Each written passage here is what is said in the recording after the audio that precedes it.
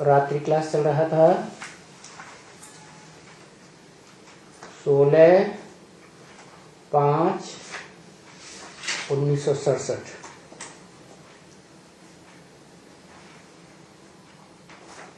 दूसरे पेज की पहली लाइन में बात चल रही थी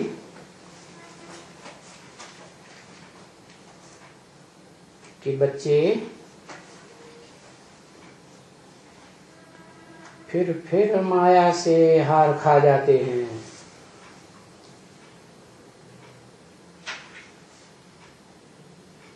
तो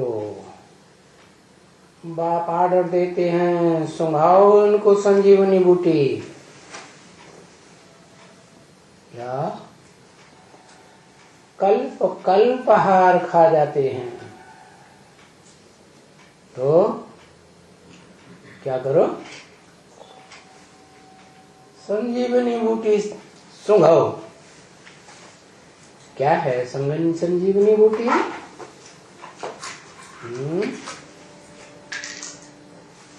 तो फिर से सुरजीत हो जाए, खड़े हो जाए।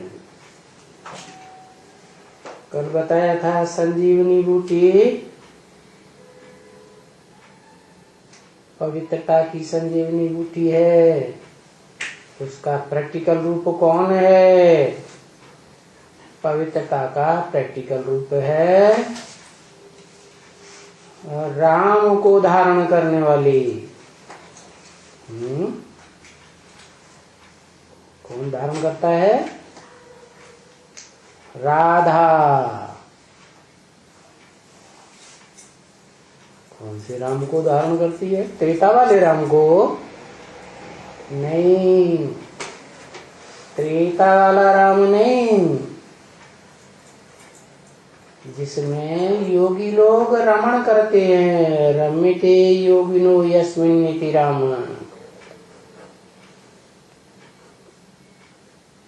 कौन सी योगी लोग रमण करते हैं?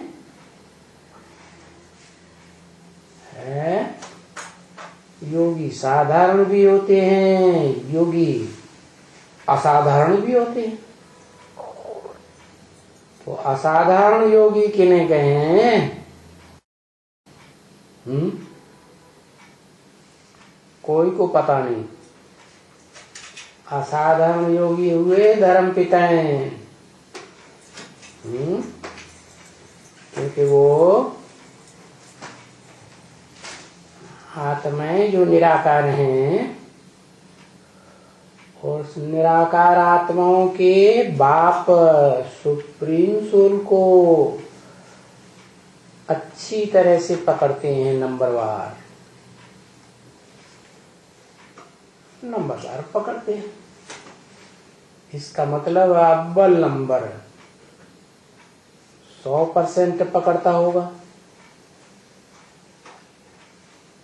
जो अव्वल नंबर है अल्लाह अव्वल दिन, पहले नंबर का धर्म पिता, वो अव्वल नंबर पकड़ता है। सारा डिटेल पकड़ लेता है गहराई तक। और जो धर्म पिता बाद में आते हैं सृष्टि रूपी रंगमंच पर, चाहे उनके आधार मूर्त हों, चाहे उनकी बीज रूप आत्माएं हों, वो कम पहचानते हैं। नंबरवार कह देते हैं, नहीं पूरा पहचानते हैं तो कह देते हैं खुदा निराकार है। क्या करता है? अल्लाह मियाँ ने जमीन बनाई, अल्लाह मियाँ ने आफताब सूर्य बनाया, अल्लाह मियाँ ने चांद बनाया, अल्लाह मियाँ ने समंदर बनाया। पूछा जाता कैसे बनाया? ज्यादा बोलने की जरूरत नहीं है। हमारे धर्म पिता ने जितना कुरान में लिखा है उतनी ही बात है, काफी है। नाराज हो जाते हैं। अरे ज्ञान की बातों में नाराज होना क्या?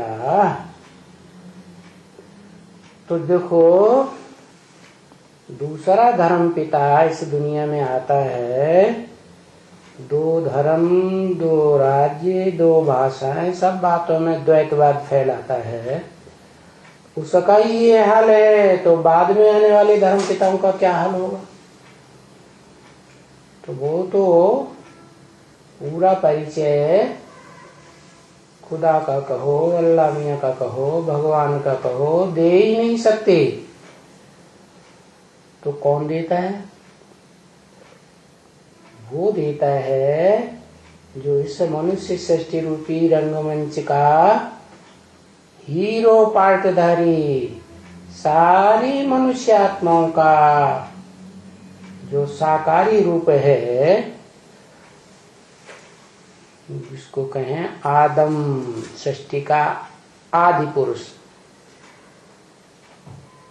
अंग्रेजी में कहते हैं एडम, हिंदुओं में कहते हैं आदिदेव,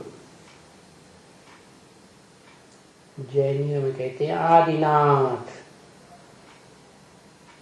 तो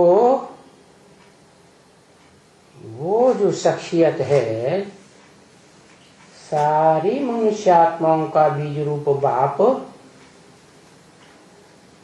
वो इसलिए पहचानता है कि पूर्व जन्मों में जन्म जन्मांतर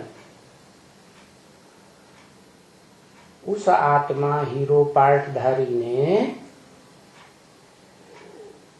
ऐसा श्रेष्ठ ते श्रेष्ठ हीरो का पार्ट बजाया है कि जब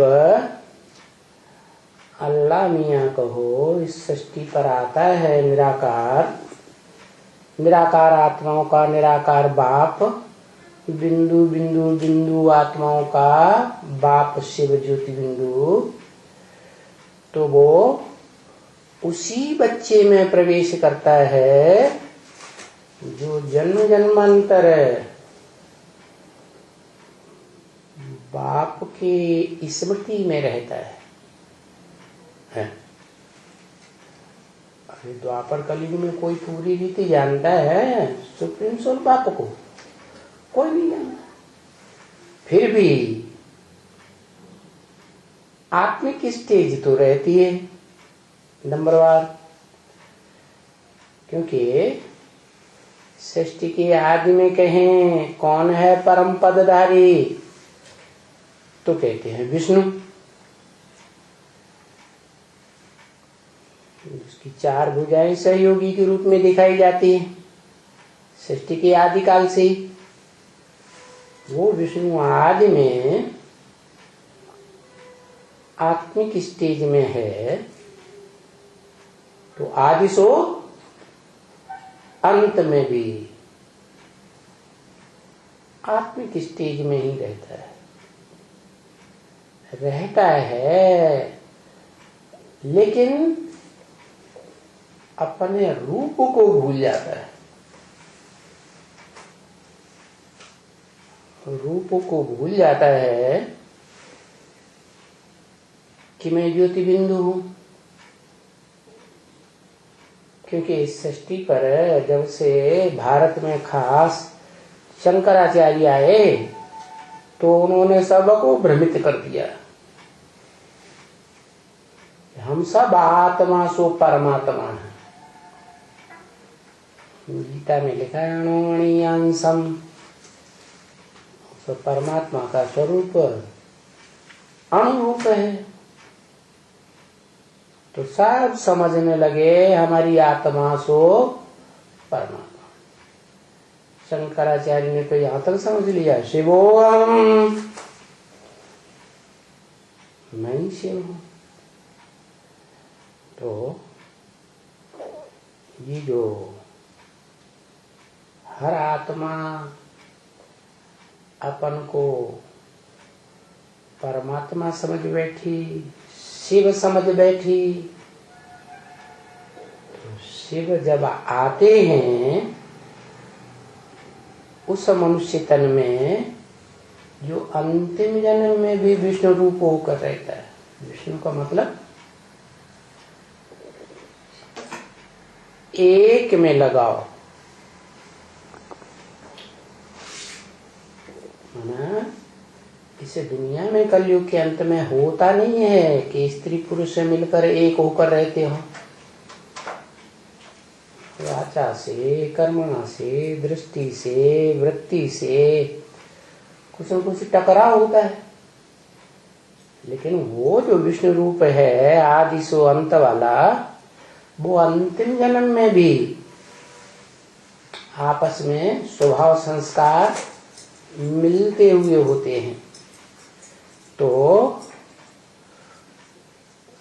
लेकिन गलती क्या हो जाती है, अपन वो ही भगवान समझ लेते हैं।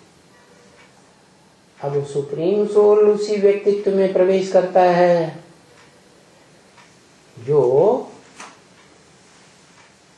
भगवान जब आते हैं सुप्रीम सोल इस सृष्टि पर, तो जो मत देते हैं, जो डायरेक्शन देते हैं, उस मत को जिसने सबसे जास्ती फॉलो किया अपने जीवन में,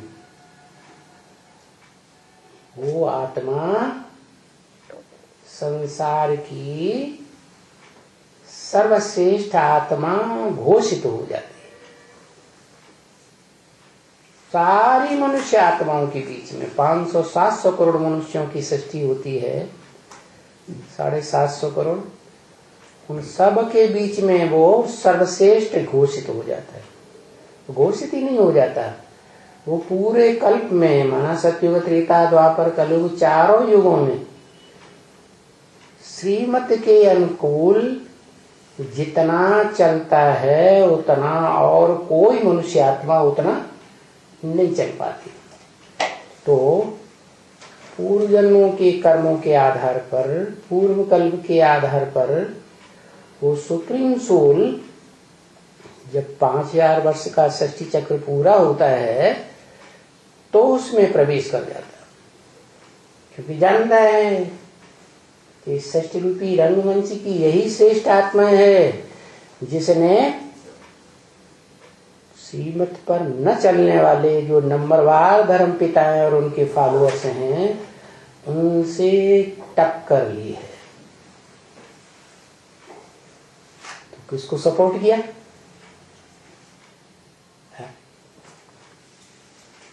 टक्कर ली तो सपोर्ट किसको, किसके लिए किया?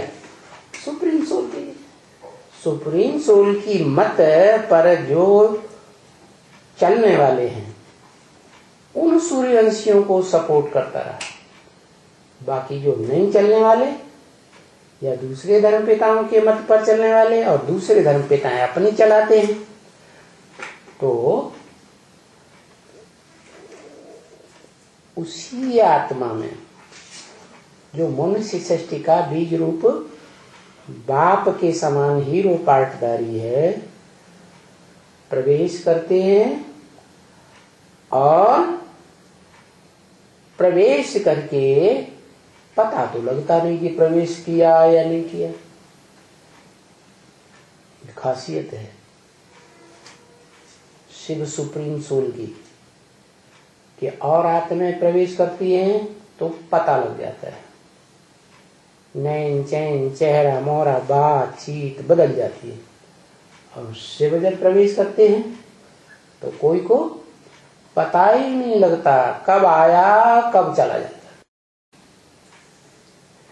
तो उस मनुष्य सृष्टि के बीज आदम को भी पता नहीं लगता है, लेकिन वो तो अपने ही भनक में रहता है, शिवोहम क्या। तो बस जो भी संगठन और मंडली में इकट्ठा होता है उनके साथ देह का संग का रंग लगाकर ये समझता है मेरे संग के रंग से सारी दुनिया सुधरेगी।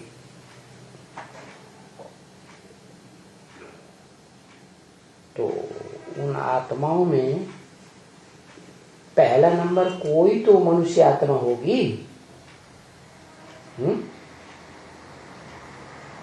होगी या नहीं होगी? कौन?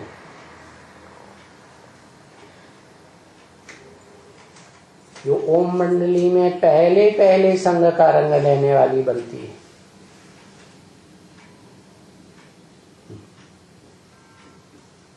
जल्दी बताया करो, एक शब्द बताओ समझ जाएंगे।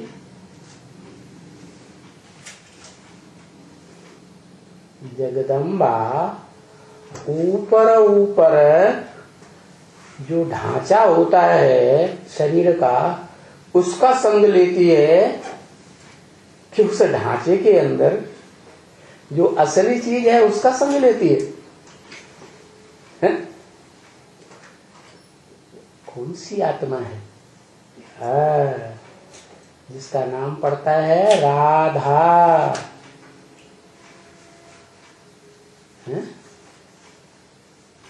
रा माने राम, धा माने धारण करे। कौन से राम को धारण करे? जिसमें सभी योगी लोग रमण करते हैं, आनंद करते हैं, खेल खेलते।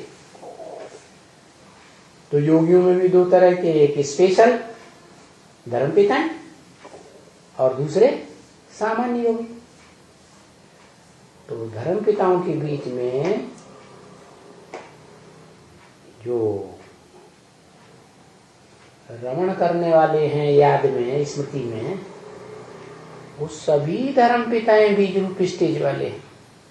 क्योंकि बीज रूप स्टेज की ये खासियत है कि जो उस बीज रूप निराकार शिव को याद करते हैं वो बड़ी तीक्ष्ण दौड़ने वाले होते हैं।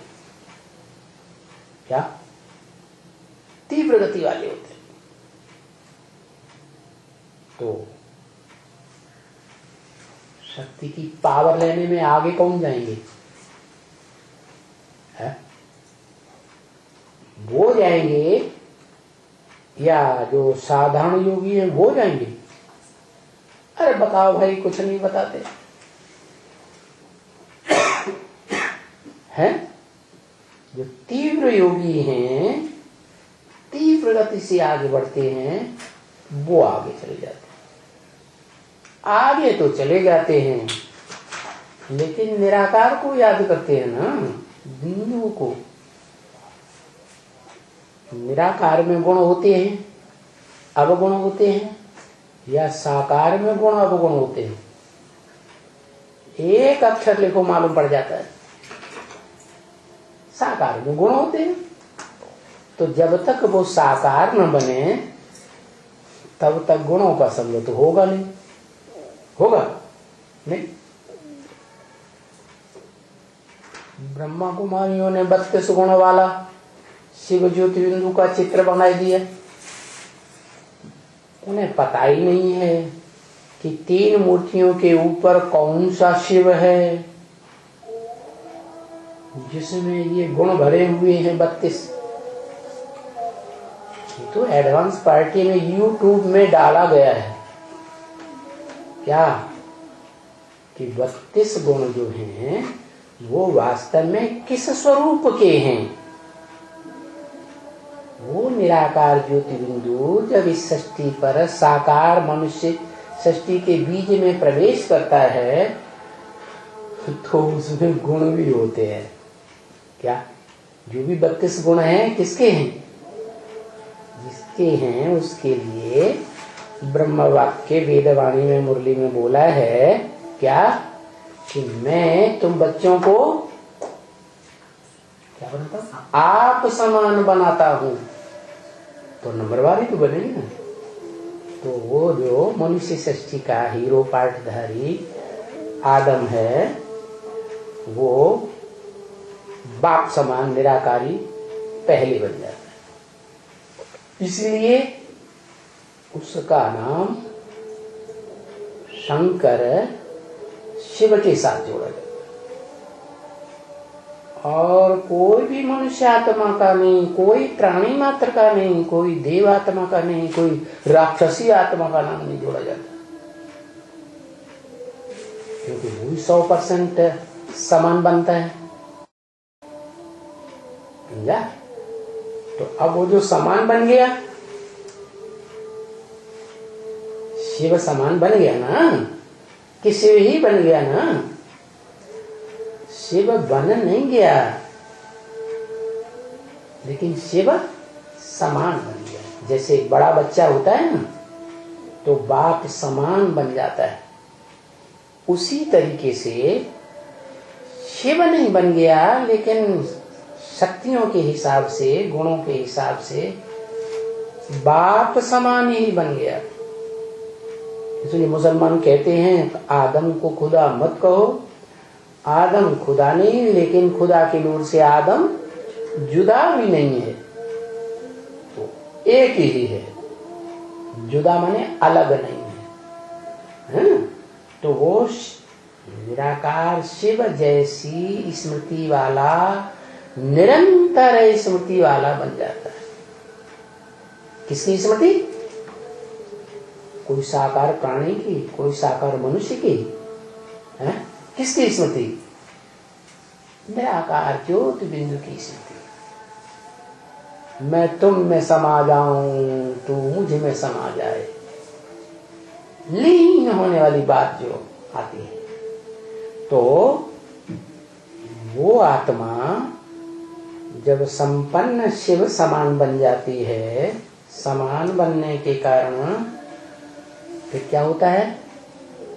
उसी में गुण आते हैं, जो 32 गुण दिए हुए हैं, उसके लिए कहा गया है त्रिमूर्ति शिव। उस निराकार की 3 मूर्तियां हैं। क्या? बाकी जो सुप्रीम सोल शिव है, परम धामवासी, वहां मूर्तियां होती हैं? मूर्तियां तो होती नहीं। हाँ, वो सृष्टि पर जब आता है तो 3 मूर्तियां मौजूद होती हैं, लेकिन वास्तव में कर्तव्य होता है उनका क्या? शास्त्रों में जो नाम है काम के आधार पर हैं या ऐसे ही नाम पड़ जाते हैं? तो जो 3 मूर्तियां मौजूद होती हैं, उन्होंने कोई प्रैक्टिकल कर्म करके दिखाया? अरे उस समय कोई प्रैक्टिकल कर्म करके दिखाया? नहीं दिखाया ना। वो तो प्रैक्टिकल कर्म करके दिखाएं, तब कहा जाए क्या है कि वो 3 मूर्तियों का पार्ट बजाने वाले नामधारी हैं। ब्रह्मा के मुख से निकले ब्राह्मण, कुख गोद से बने कुहवंशावली ब्राह्मण। प्रैक्टिकल देखने में आए तभी तो कहा जाएगा। है? विष्णु पालना करके दिखाए नई दुनिया की। अब नई दुनिया बनी नहीं और विष्णु को ऐसे नाम धर गया, हो जाएगा? तो जो 3 आत्माएं हैं, उनमें जो पहला है वो स्वयं प्रजापिता कहो, आदम कहो, वो जिसमें शिव प्रवेश कर जाते हैं, निराकार रथ ले लेते हैं शरीर रूपी। कहते हैं ना, अर्जुन के रथ में भगवान ने कंट्रोल किया, तो वो हो गया 2 आत्माएं हो गई ना, एक शिव और दूसरा अरे एक अक्षर लिखो, है शंकर। क्यों शंकर? क्योंकि मिक्स हो गए दो, एक पत्थर बुद्धि है और एक एकदम पारस बनाने वाला संग के रंग से। तो शिव शंकर नाम पड़ जाता है, क्योंकि 2 आत्मा एक ही शरीर में काम करती है। तो एक तो वो मूर्ति हो गई, फिर दूसरी मूर्ति है, दूसरी मूर्ति वो तो बाप हो गया, प्रैक्टिकल में हो गया बाप मनुष्य सृष्टि का, क्योंकि मनुष्य साकार तो बाप भी साकार। तो जो साकार मनुष्य सृष्टि का बाप है, नई सृष्टि रचने के लिए, वसुधैव कुटुंबकम बनाने के लिए कौन चाहिए? है मां चाहिए। तो कौन सी मां है? कौन सी मां कहेंगे और कैसे कहेंगे? है हाँ, जो आत्मा है वो है पुरुष। पुरु माने शरीर रूपी पुर, शा माने शयन करने वाली, आराम से को कहेंगे आत्मा। नहीं तो शरीर के अंदर परेशानी पे अनुभव करती है तो आत्मा रूपी पुरुष बना ही नहीं जैसे। तो शिव प्रवेश कर गया ना, तो पक्का पक्का वो पुरुष है या नहीं है? तो इस सृष्टि पर आते ही उसे मां चाहिए, प्रैक्टिकल में चाहिए। ऐसे तो मां प्रजापिता बन गया क्या? उसमें वो सार रूप में मनुष्य सृष्टि का जो बीज रूप बाप है, साकार है, उसमें सार रूप में मां भी है और मनुष्य सृष्टि का बाप भी है। क्या बाप है? मनुष्य आत्माओं का बाप है ना? लेकिन पत्थर बुद्धि हो गया। क्या हो गया? पत्थर बुद्धि हो गया। कैसे कैसे पत्थर बुद्धि हो जाता है? बाप है ना, 500-700 करोड़ का बाप है ना, तो बाप सब बच्चों के संसर्ग संपर्क संबंध में आता है या नहीं आता है? आता है। तो बच्चों का संग का रंग लगेगा या नहीं लगेगा? है? रंग लगता रहता है। और वो ऊपर से आत्माएं दूसरी जो आत्माएं उतरती हैं आत्मलोक से, वो सात्विक आत्माएं तो उतरती हैं, परंतु जिस जैसे साकार मनुष्यों में प्रवेश करती हैं, जो वही कमजोर आत्माएं हैं जो स्वर्ग में कहो, सतयुग त्रेता रामकृष्ण की दुनिया में कहो, कम कलाओं वाली बनती है, कम जन्म लेने वाली बनती है। वो ही जन्म लेते लेते नीचे उतरती हैं। द्वैतवादी द्वापर युग में तो क्या होता है? भारतवासी तो है ही, स्वर्ग में भारत स्वर्ग है, भारत नरक है। तो स्वर्ग में थी, नरक में भी आई, तो पक्की भारतवासी तो हुई ना। कहाँ की वासी? भारतवासी। तो वो भारतवासियों की एक शिफ्ट बताई, कमजोरी कहो, कुछ भी कहो, विशेषता कहो, क्या? हाँ, सुनी सुनाई बातों पर प्रभावित हो जाती है। माता है ना, भारत माता का नाम लिया जाता है कि भारत पिता कहा जाता है? भारत माता कहा जाता है। क्यों कहा जाता है? माता का नाम आगे क्यों? क्योंकि वो ही माता है। क्या? जो इस सृष्टि पर प्रैक्टिकल में संजीवनी बूटी का काम करती है। क्या? संग माने संपूर्ण, जीवनी माने जीवन, संपूर्ण जीवन माने 16 कला संपूर्ण जीवन या कलातीत जीवन, अतीन्द्रिय सुख पाने वाला जीवन। तो ऊपर से शिव सुप्रीम सोल आया, साकार मनुष्य में प्रवेश किया और उस पुरुष को और जिसमें प्रवेश किया वो भी पुरुष की स्त्री चोला है, पुरुष चोला। तो दोनों ही पुरुष। तो पुरुष को क्या चाहिए है?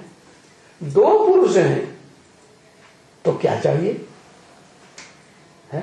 दो पुरुष एक माता चाहिए, माताएं भी दो चाहिए। निराकार को निराकारी स्टेज वाली आत्म भाव वाली माता चाहिए। क्या कैसी माता चाहिए? आत्म भाव वाली। जैसे आत्मा अविनाशी है ऐसे आत्म भाव वाली स्त्री चाहिए। तो जिस माता को प्रैक्टिकल में चुनता है, माता माने स्त्री चोला, वो पहली माता कोई दूसरी नहीं होती है। जिस मनुष्य में प्रवेश किया आदम में, उसकी ही परा प्रकृति। क्या पुरुष को प्रकृति चाहिए। प्र माने प्रकृष्ट, कृति माने रचना। तो अकेली आत्मभाव से काम नहीं चलेगा। आत्मा अकेली कुछ काम करेगी फुदक फुदक के? नहीं करेगी। तो गीता में लिखा है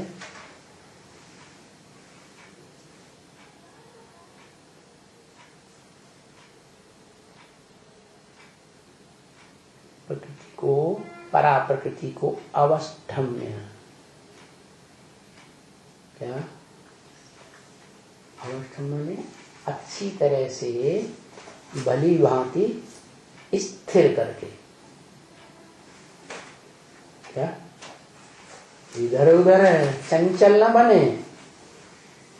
क्या स्त्री जाति जब चंचल बनती है तो दूसरों से आंख लड़ाती है, दूसरों से संबंध इंद्रियों का जोड़ती है। तो क्या किया शिव ने? जो आत्मभाव वाली प्रकृति है, श्रेष्ठ प्रकृति, उसको अवस्थम्य, गीता में शब्द आया है, अच्छी तरह से स्थिर किया, हिलने न पाए। और अब सिर्फ आत्मा से ही थोड़े काम चलेगा। चलो आत्मिक रूप वाली जो परा प्रकृति है वो तो स्थिर है सृष्टि के आदि से ही। उसका नाम ही है सती, सत्य को धारण करने वाली। क्या सत्य माने? प्योर सार, जिसमें कुछ भी मिक्स न हो। तो सार को धारण करती है, उसको सती कहा जाता है। माने दूसरे पुरुष का संग नहीं करती। तो क्या होता है? सती कही जाती है। और वही सती फिर अगले जन्म में पार्वती कही जाती है, पार लगाने वाली। भली शिव का बड़ा बच्चा शंकर है, उसको कौन पार लगाएगा? लेकिन पुरुष है कि स्त्री है? शंकर पुरुष है ना। और पुरुष तो जब द्वापर कलयुग आता है, नीचे युग आते हैं द्वैतवादी, तो सब दुर्योधन दुशासन बन जाते हैं। है तो कामांध बन जाते हैं, क्रोधांध बन जाते हैं, लोभांध बन जाते हैं, बनते हैं ना। तो उनको कहें कि जब ऐसे विकारों से ग्रसित हो जाते हैं पुरुष लोग खास, तो उनको कहा जाता है दुर्योधन दुशासन। वो फिर दौड़ नहीं लगा सकते। आत्मा की जो दौड़ है, आत्मलोक की तरफ जाने की, आत्म की स्थिति में टिकने की, उसमें स्थिर ही नहीं हो पाते। हाँ, जो कन्याएं माताएं हैं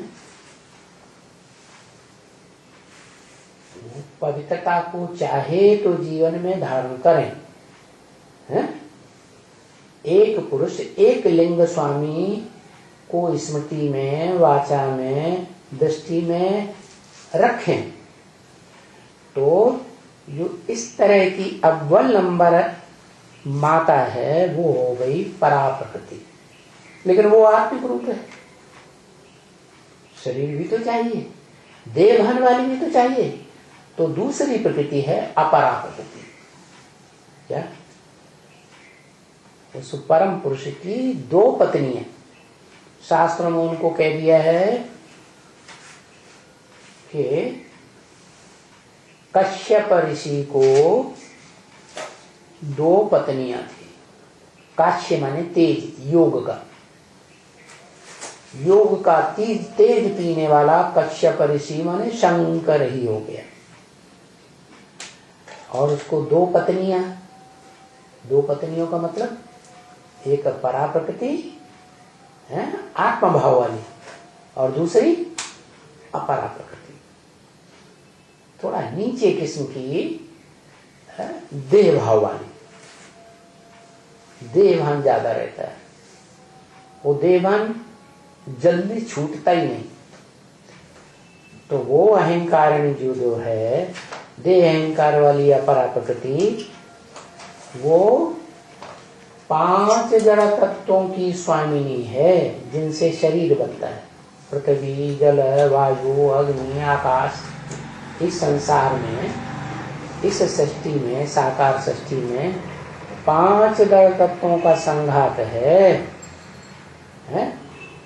इससे शरीर तैयार होता है, इससे देवान तैयार होता है। तो ये दोनों माताएं फिर क्या करती हैं? संतान पैदा करती है। आत्मिक स्थिति वाली परा प्रकृति से, जिसे कहते हैं अदिति। आ माने नहीं, दिति माने खंडित, जो अखंड ब्रह्मचारिणी रहती है पार्वती। वो अखंड ब्रह्मचारिणी वो ही संजीवनी बूटी है। क्या? किसके लिए? दुनिया वालों के लिए, बाद में, पहले अपने पति के लिए। क्या? पति पुरुष है, स्त्री है? पति। इस सृष्टि में अंतिम जन्म तक भी, कलयुग के अंत में पुरुष ही बन के रहता है ना। सत्युग त्रेता स्वर्ग की बात छोड़ो, वो तो नाम ही है स्वर्ग। स्व स्थिति में गया, आत्मिक स्थिति रहती है। लेकिन जब नरक होता है तो नरकी संतान बनते हैं,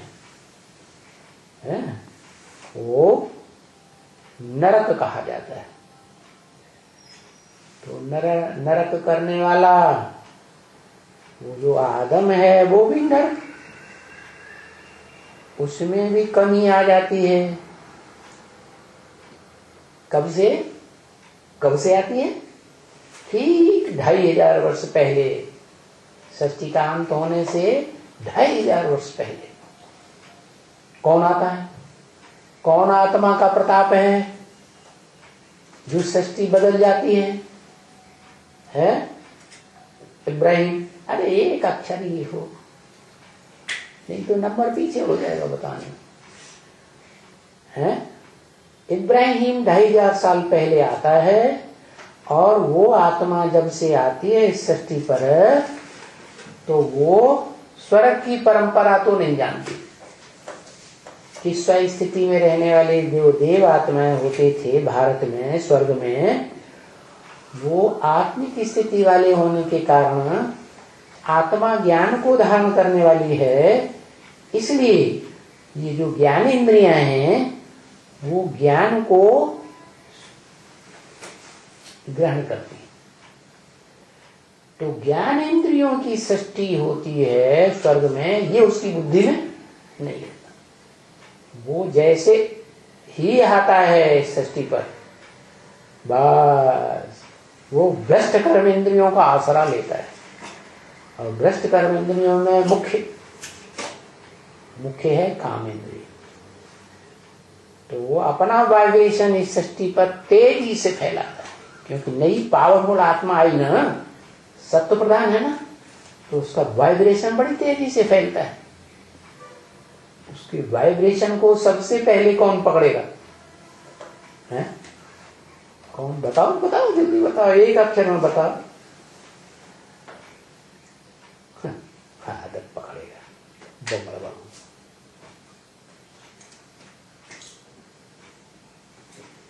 जगदम्बा, ये रही ना बात। सृष्टि की आदि में भी देवभान का वाइब्रेशन पकड़ने वाली कौन सी आत्मा थी? है आदि से अंत तक कौन सी थी? जगदम्ब है।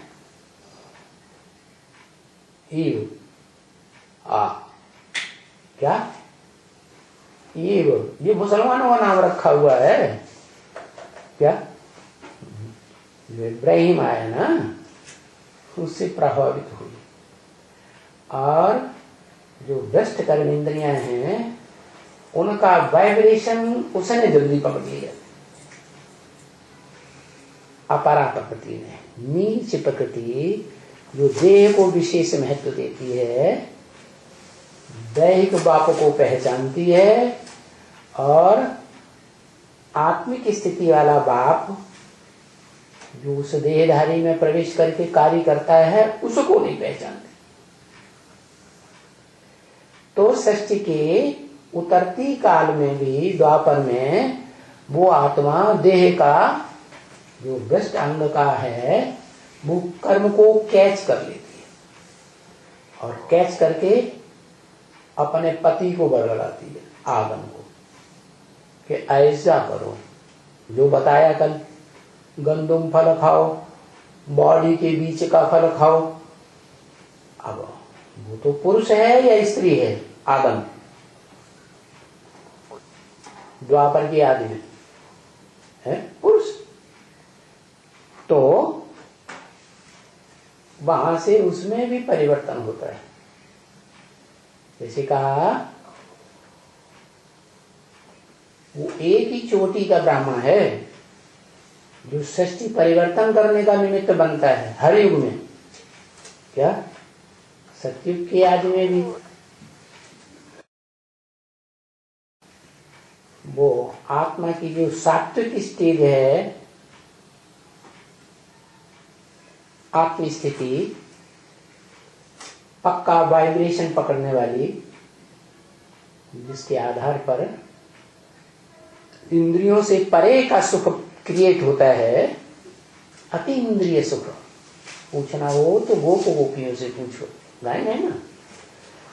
तो वो सतयुग की आदि में वो वाइब्रेशन क्रिएट करने का निमित्त बनता है। ऐसे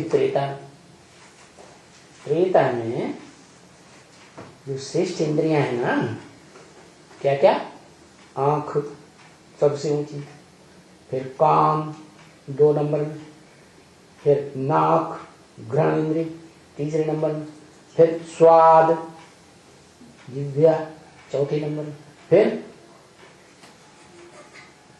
चुम्बन लेते हैं ना, तो जो या ये जो स्पर्श का सुख होता है, वो स्पर्श इंद्रिय बड़ा खुश हो रहा है, इसको तो खुशी का पारावार चढ़ गया। तो ये हुआ 5 ज्ञानेंद्रिय। वो 5 ज्ञानेंद्रियों तक सुख लेने का जो वाइब्रेशन रहता है, तब तक है स्वर्ग में सतयुग की रचना, पैदाइश। फिर क्या होता है? त्रेता युग जब शुरू होता है, तो ये जो 5 ज्ञानेंद्रियां हैं, इनका सुख थोड़ा कम हो जाता है, 2 कला। तो बस बाहुपाश में उतर आते हैं। क्या किसी को ज्यादा प्यार होता है ना तो दोनों बाहों में जकड़ लेते हैं, छाती से जकड़ लेते हैं। तो देहभान जो है ज्ञान इंद्रियों से उतर करके कहाँ आ गया, बाहुपाश तक आ गया। तो वो त्रेता युग की संतान चलती है। क्या कंधों से लेकर के और कमर तक।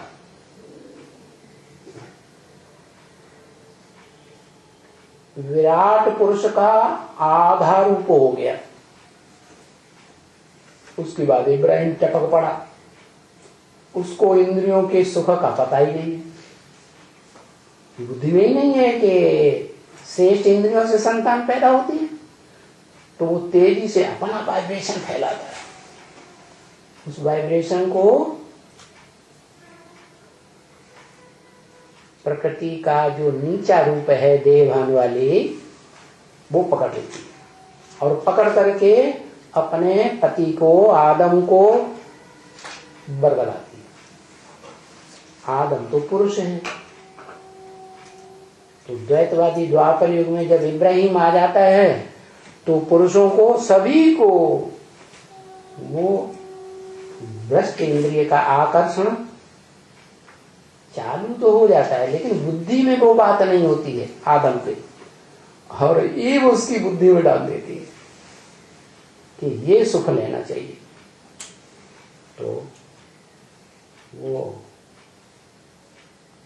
कैसा ब्राह्मण है आदम, कैसा ब्राह्मण है, चोटी का ब्राह्मण था ना। सत्युग के आदि में भी सत्युग की परंपरा शुरू करता है, त्रेता के आदि में भी क्षत्रियों की परंपरा शुरू करता है, और द्वापर के आदि में भी ऐसा ब्राह्मण बनता है जो पहला पहला विषयस वैश्य बनता है।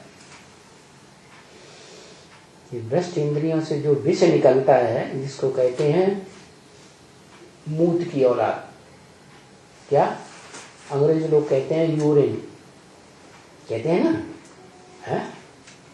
ये चैतन्य जो मनुष्य हैं उनमें यूरिन निकलती है, उससे बिच्छू टेंडन वाली संतान पैदा होती है। और जो धरणी माता कही जाती है, पृथ्वी माता, वो प्रदूषित होती है। ऐसे ही इस दुनिया में जो स्थूल धरणी है उसमें भी ये आज बड़ी तादाद में यूरिया डाली जाती है। ये यूरिया डालने से सारी धरणी एकदम कठराली बनती चली जाती, कलराठी। तो बंजर जैसी जमीन होती जाती है। जो पैदाइश होनी चाहिए फर्स्ट क्लास सात्विक, जिससे खाने से पीने से कोई बीमारी ना पैदा हो, ऐसा तो अब हो ही नहीं सकता। तो देखो पता चला, ये जो देह को महत्व देने वाली माता है प्रकृति, वो नीची टाइप की हो गई, स्वभाव वाली। हैं परम पुरुष को प्रकृति चाहिए सृष्टि रचने के लिए, और प्रकृति के दो रूप बताए, परा प्रकृति अपरा प्रकृति। शास्त्रों में नाम दिया दिति और अदिति। दिति से पहले दैत्य पैदा हुए, क्या जैसे ब्रह्मा की औलाद ब्राह्मण, विष्णु की औलाद वैष्णव, शिव की औलाद शैव, एक मात्रा बढ़ती है ना। ऐसे ही दिति की औलाद दैत्य। उनका काम ही है क्या, दैत्य काम करना। दिति, जैसे दिति का नाम है ना खंडित, ऐसे उन दैत्यों का काम ही है, जो भी स्त्रियां हैं उनकी चीड़ फाड़ करते रहो। तो दैत्य नाम पड़ा, दैत्य कर्म करने वाले, खंडित करने वाले। वो वहां से द्वापर युग से पहला ब्राह्मण निमित्त बन गया। क्या? भ्रष्ट इंद्रियों का विष पीना शुरू हो गया। पहले पहले शुरुआत में जो भी धर्म पिताएं आते हैं उनमें विकृति नहीं होती है। जैसे ब्रह्म वाक्य मुरली में आया वेदवाणी में कि क्राइस्ट जब आया था परम धाम से, उस समय विकार की चेष्टा नहीं होती थी। भ्रष्ट इंद्रियों का विकार नहीं होता।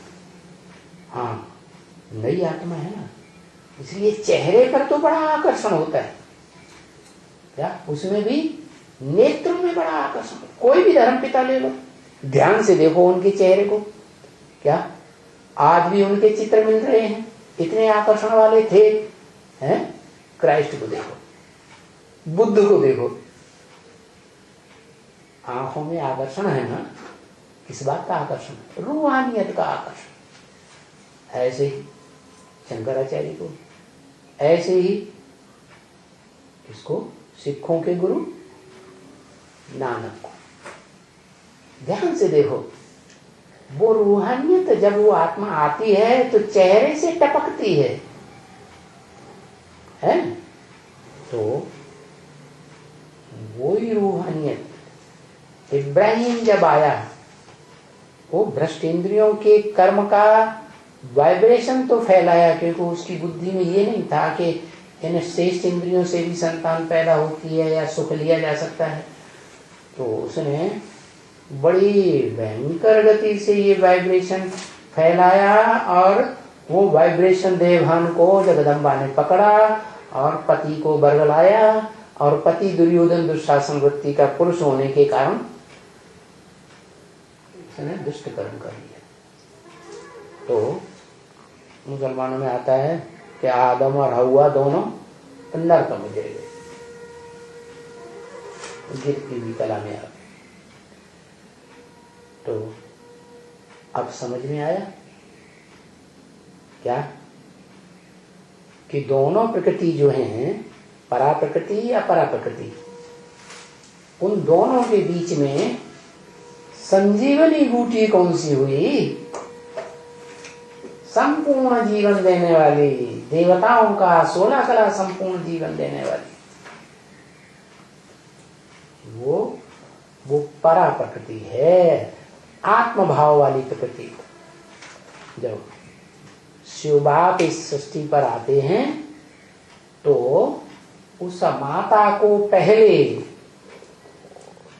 चॉइस करते हैं। तो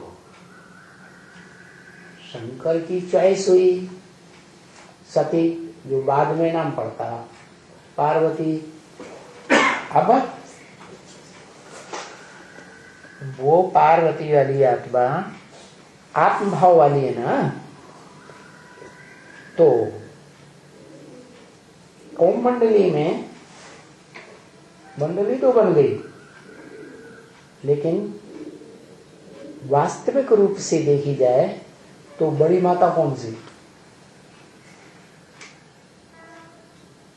है?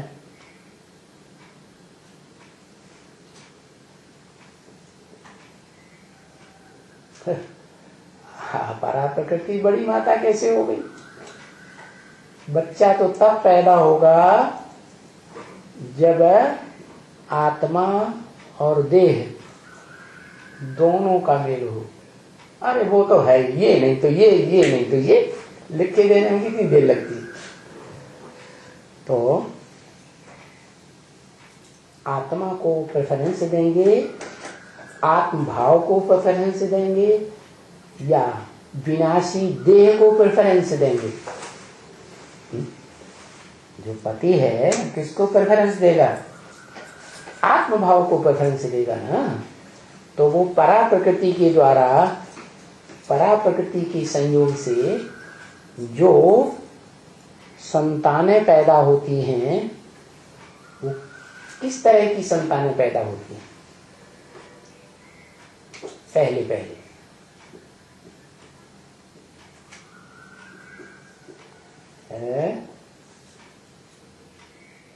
आत्मभाव वाली कौन सी, उन्हें क्या कहा जाता है? उनका नाम कुछ है इस दुनिया में कोई, या शास्त्रों में नाम कुछ पढ़ा है? कोई रूप है उस तरह की आत्माओं का? घंटों लगते हैं। ब्रह्म, अरे अम्मा तो है, बड़ी अम्मा। हाँ, क्या सपूत? कपूत सपूत कहां से?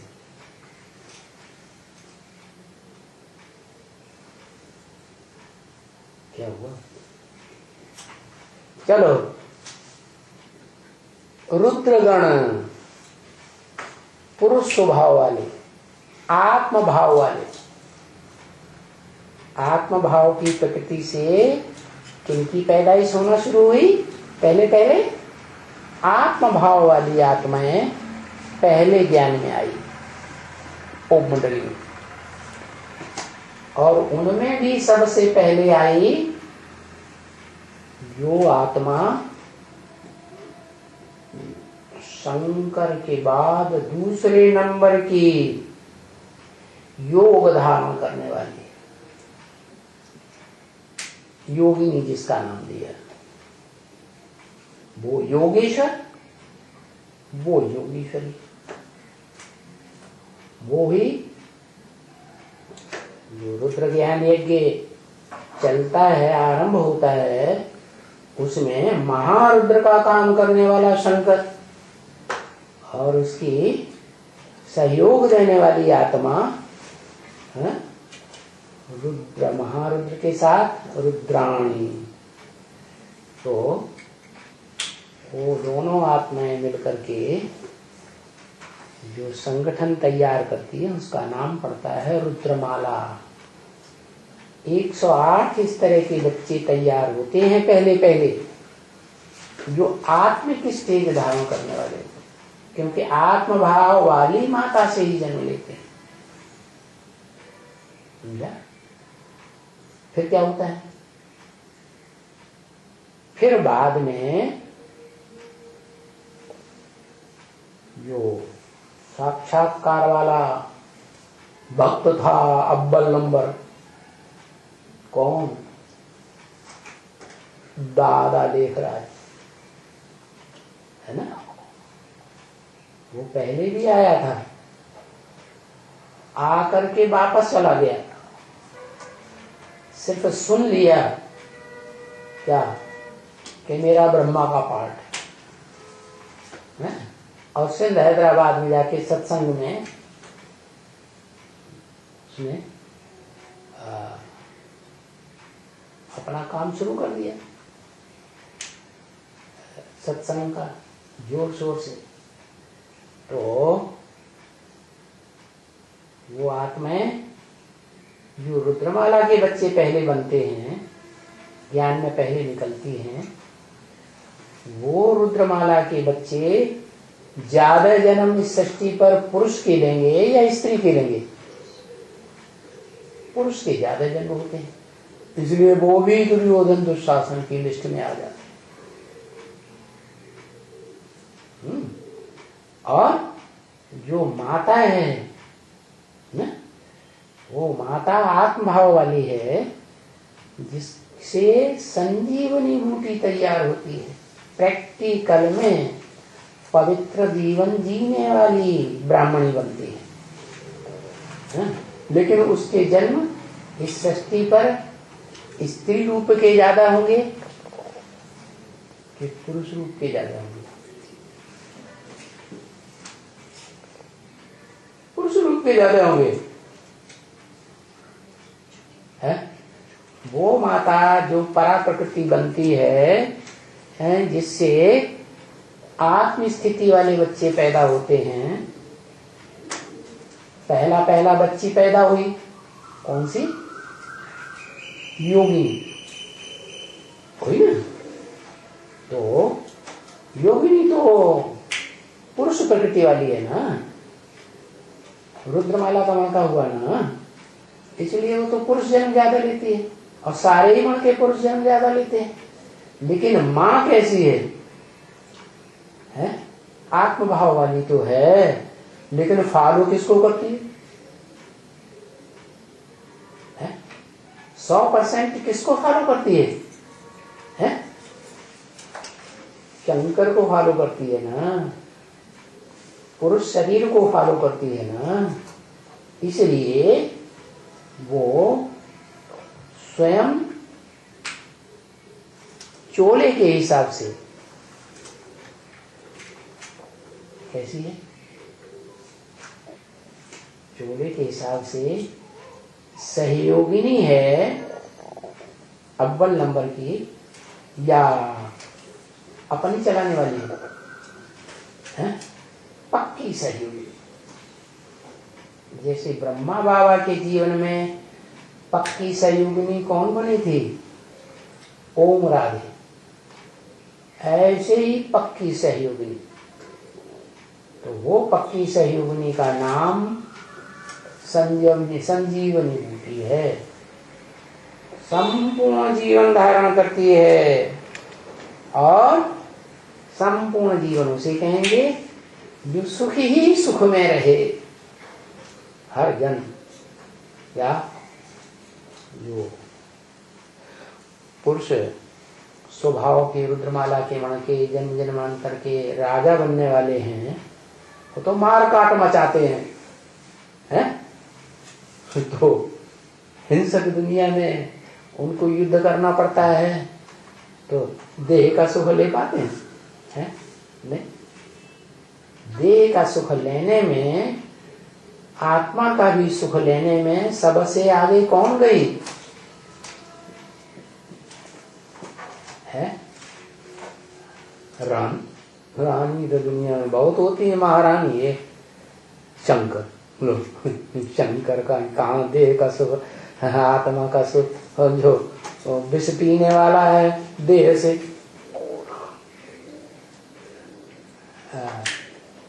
राधा, वो राधा जो है वो ही वास्तव में संजीवनी बूटी है। प्रैक्टिकल में जब वो निकलती है तो सारे सूर जीत हो जाते हैं। नंबरवार रुद्रमाला के मण के भी सूरजीत बनते हैं। आधारमूर्त जड़ों के रूप में काम करने वाली आत्माएं भी सूरजीत बनती हैं। और यहाँ तक के सारे धर्म पिताएं और सारे धर्म पिताओं के फॉलोअर्स भी सूरजीत बन जाते हैं। या सब पुरुषार्थ में खड़े हो जाते हैं। या पुरुष अर्थ, आत्मा के अर्थ, आत्मा के कल्याण के अर्थ क्या करने में लग जाते हैं? जो तरीका बताया, अपन को आत्मा समझ करके साकार में आए हुए निराकार शिव के स्वरूप को याद करो। सबको ये संजीवनी बूटी मिल जाती, सब सूरजीत बन जाते हैं। तो फिर सब खड़े हो जाते हैं षष्ठी रूपी रंगमंच पर पुरुषार्थ करने के लिए, है ना। और सारी षष्ठी वसुधैव कुटुंबकम बन जाती है। सारी वसुधा के जितने भी प्राणी मात्र हैं, मनुष्य मात्र हैं, वो सब सुखी हो जाते हैं। यथा राजा तथा प्रजा। तो सृष्टि के माता पिता ही संपन्न से धारण करते हैं, विष्णु रूप बन जाते हैं। तो सारी सृष्टि की पालना भी विष्णु के द्वारा होती है। नई सृष्टि की पालना होती है ना। तो ये तो होते हैं, बहुत ही ढेर के ढेर होते हैं। क्या होते हैं? संजीवनी बूटी जिनको सुंघाई जाती है तो क्या होते हैं? खड़े हो जाते हैं पुरुषार्थ। थोड़े नहीं, या कितने, बहुत, कितने ढेर के ढेर। अरे बताओ, बहुत ही कितने। अरे राम राम, हाँ 750 करोड़, 7.5 अरब इतनी मनुष्यात्माएं संजीवनी बूटी सूंघती हैं और पुरुषार्थ में खड़ी हो जाती है, जैसे विष्णु खड़ा हुआ है त्रिमूर्ति में। क्या? ओम। आज वैरायटी बताया ना कि देहभान जिस तरह से गिरता है, देहभान में जिस तरह से आते हैं, जैसे संगम युग में वाइब्रेशन से संतान पैदा होती है, और सतयुग में मुख की जो ज्ञानेंद्रियां है वहां तक आ गया, और मुख से प्यार से संतान पैदा होती है। सतयुग में मुरली बोला। हाँ जी। और त्रेता में बाहुपाश में आ गए, द्वापर में कमर तक आ गया, भ्रष्ट इंद्रियों तक आ गया। तो हर युग का बताया, लेकिन कलयुग में ऐसे क्या हो जाता है? कलयुग में तो सारे ही अंग, जो भ्रष्ट से भ्रष्ट अंग है, इसके ऊपर सारा वजन पड़ता है। पांव, वो भी जब पति बच्चा पैदा करता है ना, बीज डालता है ना, तो आखिरी जोश में जब आता है तो ये भी कड़क हो जाता है, हाथ पांव सब कड़क हो जाते हैं, सारे शरीर से, शरीर का सारा खून की ताकत लग जाती है। हाँ, उसको कहेंगे बेविचारी दुनिया। कैसी? भय वर्ण संकर सब है, सब वर्ण संकर हो जाते हैं। न कोई देवता ब्राह्मण रहता है, न कोई क्षत्रिय, न कोई वैश्य, न कोई शूद्र। क्या? भंगी ना आकर के ब्रह्मा बाबा के गले लिपट जाती है। क्या कहा? सारी सभा के सामने नो लोकलाज। तो समझ में नहीं आ रहा है कि कलयुग में क्या होता है। एकदम व्यभिचारी बन जाते हैं, सारे ही अंग व्यभिचारी। पांव भी तो अंग हैं भ्रष्ट इंद्रियों में। सांप होता है ना, सांप जब आपस में मिलते हैं तो खड़े हो जाते हैं और पूंछ पे सारा उनका दबाव आता है।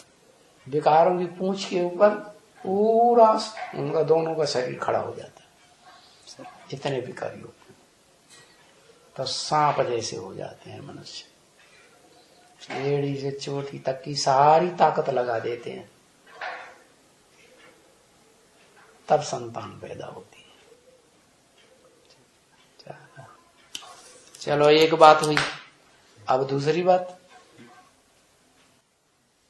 धर्म पिताओं को स्पेशल योगी क्यों बोला है? जो जितना बड़ा योगी होगा वो फिर वशीकरण मंत्र वाला होगा कि नहीं होगा? अच्छा, उतने सारे हुजूम को वो अपने में कन्वर्ट बस में नहीं करता है, कन्वर्ट कर लेता है। नहीं करता है। जैसे इस्लाम धर्म का और क्रिश्चियन धर्म का इतना बड़ा हुजूम है। तो मतलब मोहम्मद, इब्राहिम और क्राइस्ट का तो योग बल से उन्होंने हुजूम माना दुनिया के बड़े हिस्से को वशीकरण मंत्र से वश में कर लिया ना। फिर एक और बात है, गंदुम फल की कहानी बताते हुए बताया ना, इव अपने पति को बरगलाती है, लेकिन क्या? लेकिन इव के साथ प्रवृत्ति कहाँ रहती है? प्रवृत्ति रहती है राधा के साथ। इव तो टपक पड़ती है ना। टपक पड़ती है। कलाएं कितनी रह जाती हैं? 8। रोशनी कितनी रह जाती है? आधा। फिर आधे से भी कम होती है कि नहीं? त्रेता के आखिरी जन्म के बाद तभी इब्राहिम आ जाता है। कौन सा पलड़ा भारी हो जाएगा? भ्रष्ट इंद्रियों का कि श्रेष्ठ इंद्रियों का? भ्रष्ट इंद्रियों का। तो हो गया। पत्नी तो वास्तव में राधा होनी चाहिए ना। पत्नी राधा कैसे होनी चाहिए? श्रेष्ठ इंद्रियों का आकर्षण रह गया, अब भ्रष्ट इंद्रियों में आ गया। फिर अच्छा, इसलिए जब ऊपर से आत्मा ही निमित्त मात्र ऐसी आ गई इस संसार में। जैसे कहते हैं ना, बच्चा घर में आया तो ऐसा बच्चा घर में आया, सारे घर की काया पलट हो गई, धन ही धन आने लगा। तो निमित्त कौन बना? वो बच्चा। ऐसे इब्राहिम आया और सारी सृष्टि में वो वाइब्रेशन फैल गया, काम इंद्रियों का, भ्रष्ट इंद्रियों का भ्रष्ट वाइब्रेशन फैल गया। उसको किसने पहले पकड़ा? ईव ने पकड़ा, देवान वाली ने। लेकिन वास्तव में माया पहले पकड़ के ईव को बरगलाती है ना? अगर और गहराई से देखा जाए तो ईव पकड़ाती, ईव माया पकड़ती है, ईव को कंट्रोल कर लेती है। माया तो बच्ची है, बेटी है ना।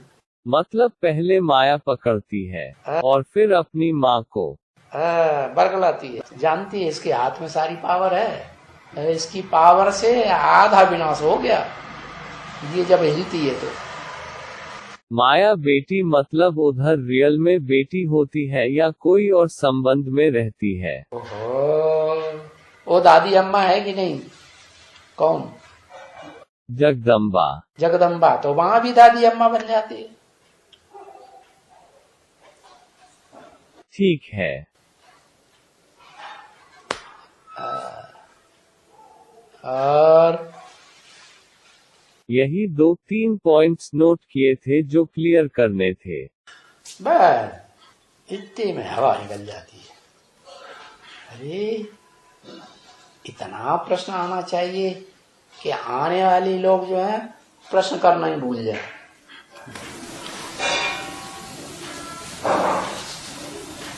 हाँ।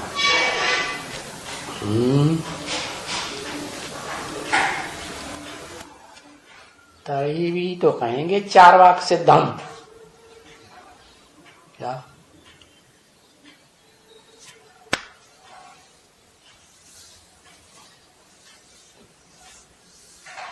एक चार्वाक ऋषि बताते हैं, ऋषि मुनि,